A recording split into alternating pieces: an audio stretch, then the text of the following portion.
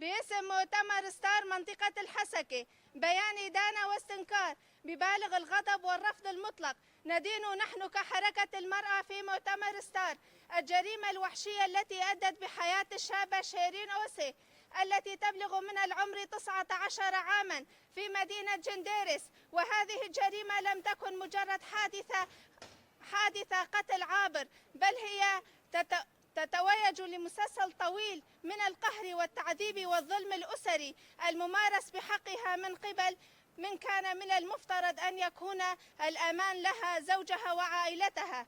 إن ما حدث لم يكن مجرد رصاصة أو طعنة، بل كانت سنوات من القسوة والظلم انتهت بجريمة قتل باشعة تم بدم بارد، ثم بدأت محاولات بائسة لتزييف الالتفات من العقوبات وبيان عملية. فإن في مؤتمر ستار نعلن أولا نحمل زوج الضحية وعائلتها المسؤولة المباشرة الجنائية عن هذه الجريمة. إن استمرار اضطهاد شيرين أوسي وصولا إلى تصفية جسدها يعكس وحشية تتجاوز كل القيم الإنسانية والدينية. إن القاتل ليس فقط من ضغط أو الزناد أو استخدام الإيذاء الحاد، بل كان من حرص وشارك صمته على تعذيبها داخل ذلك المنزل الذي تحول إلى سجن ومصلخ.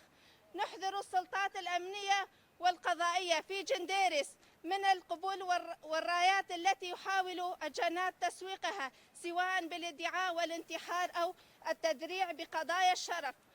الجريمة إننا نطالب بعرض الجثة على لجنة طبية شرعية مستقلة ونزيهة لكشف الآثار التعذيب الذي سبق إلى وفاة. نرفض رفضا قاطعا أي محاولات لتلميع القضية من خلال المصلحات العشائرية أو التدخلات التي تهدف إلى تهريب المجرمين من وجه العدالة.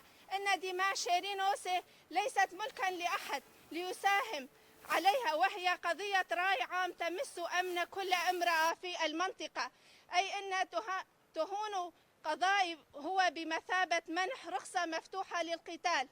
نطالب الهيئات والمنظمات الحقوقية والدولية بمراقبة سير التحقيقات لضمان عدم تلميع القضية أو السماح اللجان بالإفلات من العقاب تحت ضغوطات عشائرية أو عبر استخدامات ثغرات قانونية لا مكان لها في عصرنا الحالي، ولا الضغط على السلطات. الأمر الواقع لتفعيل قوانين رادعة تحمي النساء من المقلصة العائلية أو الفلتان الأمني يغذي هذه الجرائم.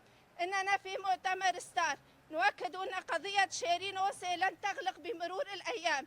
لن نسامح بأن تدفين الحقيقة مع شيرين. نطالب بمحاسبة كل من شارك في تعذيبها وقتلها. سنتابع سير التحقيقات حتى ينال كل من تورط في دمائها الجزء العدالة، لا حصانة للمجرم ولا عزاء للصامتين. مؤتمر ستار منطقة الحسكة 20/12/2025. لا لقتل النساء، لا لا لا. لا لقتل النساء، لا لا لا.